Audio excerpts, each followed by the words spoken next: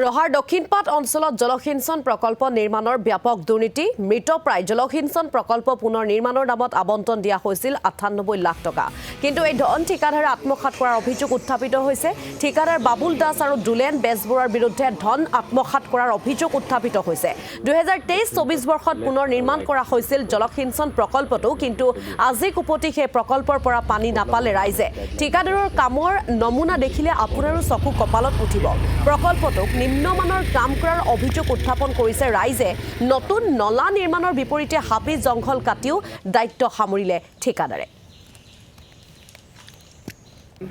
আমি ইৰিগেশ্যনলৈ আহিলোঁ আমাৰ ইৰিগেশ্যনটো এনেই দিলে চৰকাৰে এনেই দি থৈছে আমাৰ ইৰিগেশ্যন আমাক কোনো কাম নাই কাৰণ আমি যেতিয়া খেতি কৰিবলৈ বিচাৰোঁ পানী বিচাৰোঁ হৈ ইয়াত দৰ্খাস্ত দিয়া আছে দৰ্খাস্ত দি আপোনাৰ কোনো মেচিন বেয়া আমুক বেয়া তামুক বেয়া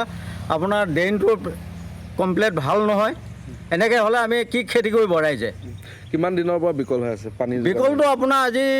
2 বছৰ ওপৰত হ'ল পিছু হাজৰিকা ডাঙৰীয়া এইটো বিভাগটো লৈছে আপুনি জনাব তেওঁতো কৈ আছে মানে জলসিঞ্চনৰ বিভাগ বোলে বহুত ধুনীয়াকৈ চলি আছে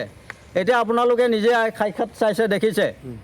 পানীৰ কাৰণে মানুহৰ হাহাকাৰ কৰি চলিছে মেৰামতি কৰিছে ঠিকাদাৰে কাম কৰি আছে এই ঠিকাদাৰে কাম কি কৰিছে এতিয়া ঠিকাদাৰে জানিব আমিতো নাজানো আমাক লাগে পানী আপোনাৰ অসুবিধাখিনি মাটিটো আমি সময় হাল বাই থলোঁ এতিয়া আমি ধৰক এসপ্তাহ 10 দিনৰ মাটিটো ৰুব লাগে বৰ্তমান প্ৰকৃতি যি ৰূপ লৈছে ইমান খৰাং তাতে যদি আমি জলসিঞ্চনৰ পানীটো নাপাওঁ আমাৰ খেতিয়ক ৰাইজৰ বহুত লছ হ'ব তাতে স্কুল বন্ধ মাতে জুন মাহটোতে আমি মাটিকেই